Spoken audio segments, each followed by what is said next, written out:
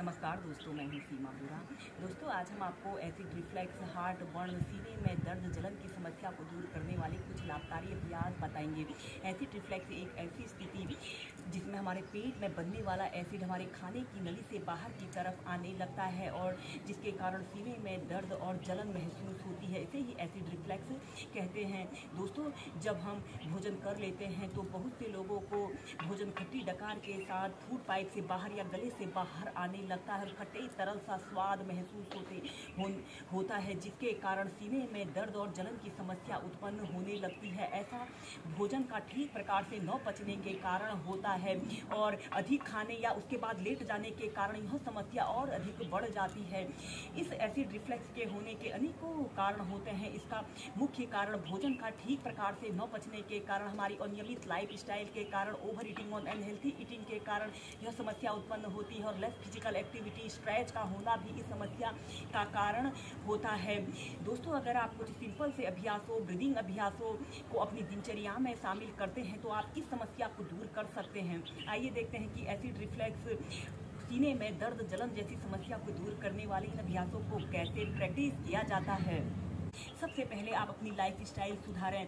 आप जब सुबह उठें तो आप कम से कम 2 ग्लास गुनगुना पानी पिएं और मॉर्निंग वॉक के लिए आप कम से कम 10 से 15 मिनट मॉर्निंग वॉक कीजिए और इन अभ्यासों को अपनी दिनचर्या में शामिल करें। इनमें सबसे पहले आप कपालभाति प्राणायाम, अनुलोम विलोम प्राणायाम जैसे प्राणायामों को कम से कम 10 से 15 मिनट नियमित प्रैक्टिस करें और इन अभ्यासों को भी अपनी दिनचर्या में शामिल करें। इसमें सबसे पहला अभ्यास हम करेंगे योग मुद्रासना। ऐसे ही आपने पद्मासना या सुखासना पर बैठकर भी इस अभ्यास को प्रैक्टिस कर सकते हैं। ऐसे ही आपने कमर गर्दन बिल्कुल सीधी करते हुए ऐसे बैठ जाते हैं। अपने दोनों हाथों को अपनी पीठ के पीछे से ऐसे बांध लेते हैं। लंबी गहरी श्वास अंदर भरते हैं और श्वास छोड़ते हुए आपने ऐसे आगे की तरफ झुक जाते हैं। अपने दोनों हाथों को पीठ के पीछे से ऐसे ऊपर को उठा लें और अपने सिर को या फिर अपनी ठोड़ी को जमीन पर ऐसे इस पर से करा लेते हैं और एक आरामदायक अवधि के लिए कम से कम 30 सेकंड से लेकर 2 मिनट तक इस योग मुद्रासना की पोजीशन पर रहते हैं।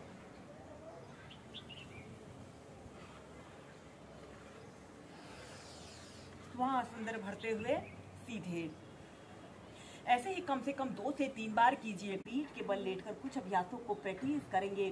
सबसे पहले हम ऐसे पीठ के बल सीधे लेट जाएंगे। हम करेंगे उत्तान पादासना। अपने दोनों हाथों को ऐसे अपने हिप्स के नीचे से ऐसे रख लें और इसके बाद आपने अपने दोनों पैरों को ऐसे श्वास अंदर भरते हुए ऐसे ऊपर की तरफ उठाएं। आपके दोनों पैर बिल्कुल सीधे, पंजे आगे की तरफ तने हुए हैं और एक आरामदायक अवधि के लिए कम से कम 30 सेकंड से लेकर 2 मिनट तक ऐसे ही उत्तान पादासना की पोजीशन पर रहें। यह अभ्यास हमारी पेट की मांसपेशियों को मजबूती प्रदान करता है। जिन लोगों का खाना ठीक से नहीं पचता है उन लोगों के लिए बहुत अच्छा अभ्यास है। नॉर्मल ब्रीदिंग, फिर नीचे ऐसे ही कम से कम 2 से 3 बार कीजिए। इसके बाद हम करेंगे एक पाद पवन मुक्तासना। अपने राइट पैर को ऐसे घुटने से ऐसे मोड़ लें। अपने दोनों हाथों को ऐसे घुटनों के नीचे से ऐसे रख लेते हैं और ऐसे सबसे पहले ऐसे अपने घुटने को ऐसे अपने पेट की तरफ प्रेशर देने की कोशिश करें। आपका दूसरा पैर बिल्कुल सीधा, पंजा ऐसे पंजे आगे की तरफ तने हुए हों और श्वास छोड़ते हुए ऐसे अपनी ठोड़ी को ऐसे अपने घुटने पर लगाने की कोशिश करें।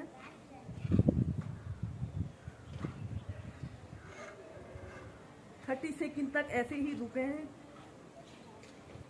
फिर सीधे, फिर दूसरी साइड से वहां छोड़ते हुए ऐसे आगे की तरफ झुकें।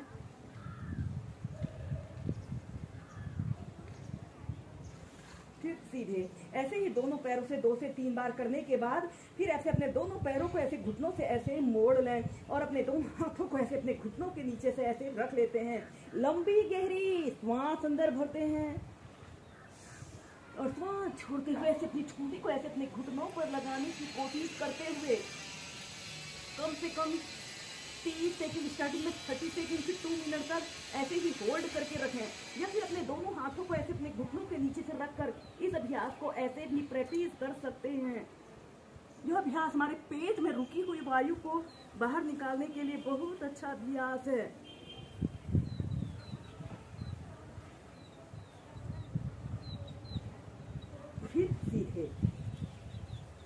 बाद हम नेक्स्ट अभ्यास करेंगे मलासना योग, जिसे गार्लैंड पोज भी कहा जाता है। सबसे पहले आपने ऐसे ही कागासना की पोजीशन पर ऐसे बैठ जाते हैं। अपने दोनों हाथों को ऐसे अपने घुटनों के पास ऐसे रख लें, या फिर अपने दोनों हाथों को ऐसे अपने घुटनों के पास ऐसे रखते हुए ऐसे अपने घुटनों को ऐसे अपने पेट की तरफ प्रेशर देने की कोशिश करते हैं। कमर गर्दन बिल्कुल सीधी करते हुए एक आरामदायक अवधि के लिए कम से कम 5 से 10 मिनट इस अभ्यास को आप अपनी दिनचर्या में जरूर शामिल कीजिए।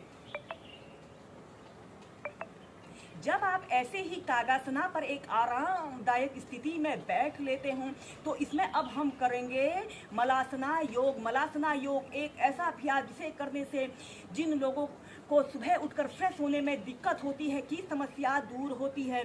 और फिर इसके बाद आपने अपने दोनों पैरों के बीच में थोड़ा सा स्पेस और बढ़ा लें, कम से कम आधे से 1 फीट का ऐसे स्पेस रख लें, और अपने दोनों हाथों को ऐसे प्रणाम मुद्रा बनाकर ऐसे अपनी छाती के मध्य में ऐसे रख लेते हैं, और ऐसे कमर गर्दन बिल्कुल सीधी करते हुए इस अभ्यास को कीजिए।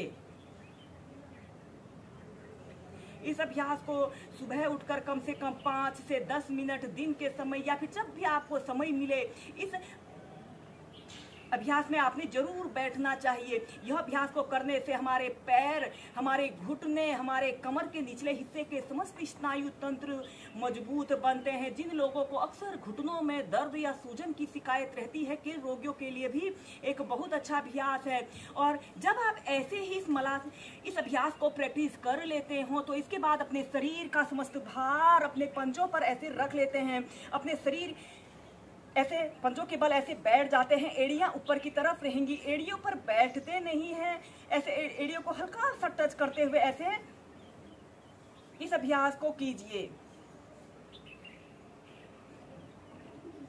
अगर आपका शरीर भारी है और इस अभ्यास को ऐसे करने में आपको दिक्कत हो रही हो, तो आप ऐसे अपने हील को जमीन पर रखकर इस अभ्यास को ऐसे भी एक आरामदायक स्थिति में प्रैक्टिस कर सकते हैं।